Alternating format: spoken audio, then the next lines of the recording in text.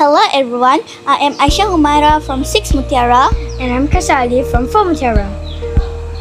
This special assembly takes place every alternate week in SK Bekenu, allowing us to practice and enjoy using English together. It's a chance to build our confidence and our communication skills. Without further ado, let's begin our assembly. Sit back, relax, and let the word of English inspire you. Calling Kishahana from year 6 Mutiara to lead National Pledge and People Pledge. Please welcome.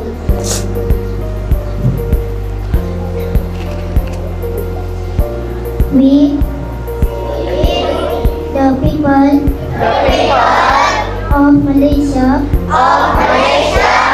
pledge to concentrate our energy and effort to achieve this ambition based on the following principles. Believe in God,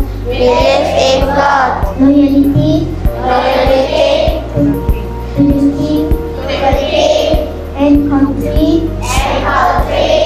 supremacy of the Constitution, rules of law, courtesy and morality. Thank you, teacher. Please be seated.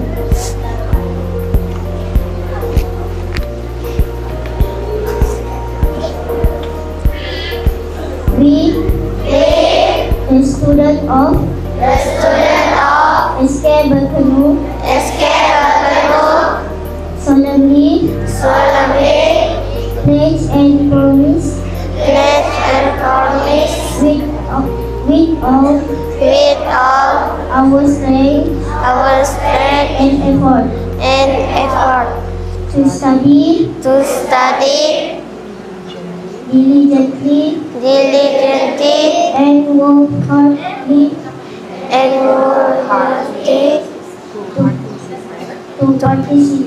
to participate activity in co-curricular activities to maintain the cleanliness and cheerfulness of the school and to practice exemplary conduct.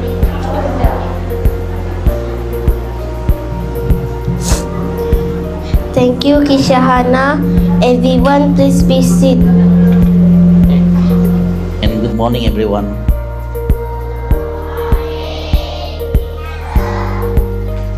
First of all, our student assistants, Madam Emilia, Madam Jurina, and Madam Asma, all our respected teacher, all our students, thanks to Allah to be here again for this week. So I have to read this text compulsory or not? It's okay, I will deliver in English and Malay. Everyone can see me here. Hi, say hi. How are you today?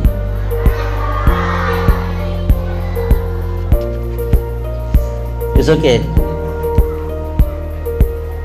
I'll always to speak spontaneous. Okay. Today we will make a simple message.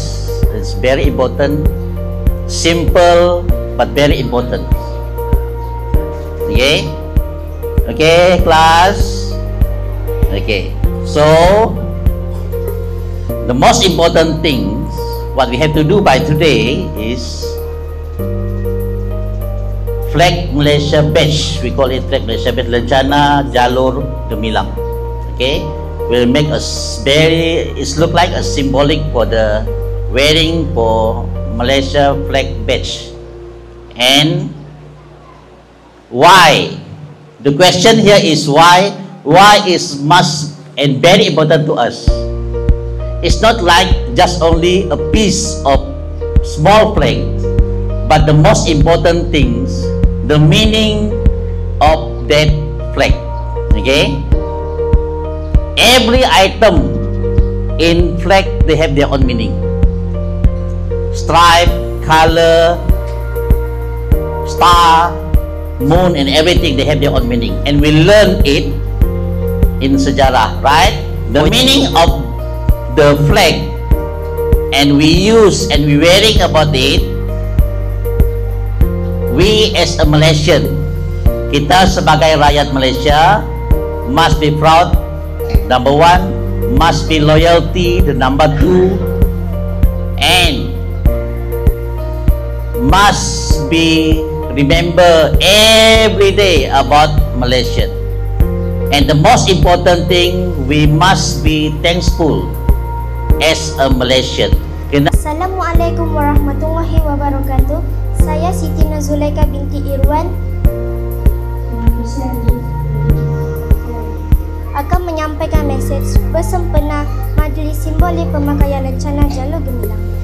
Sebagai murid yang bertanggungjawab dan cinta ke negara, kita mestilah sentiasa menghormati lencana jalur gemilang. Lencana yang kita pakai di sebelah kanan baju bukan sekadar simbol tetapi lambang semangat patriotik, perpaduan dan jati diri rakyat Malaysia. Oleh itu, kita perlu memakai dan menjaga lencana ini dengan rasa bangga dan penuh rasa hormat.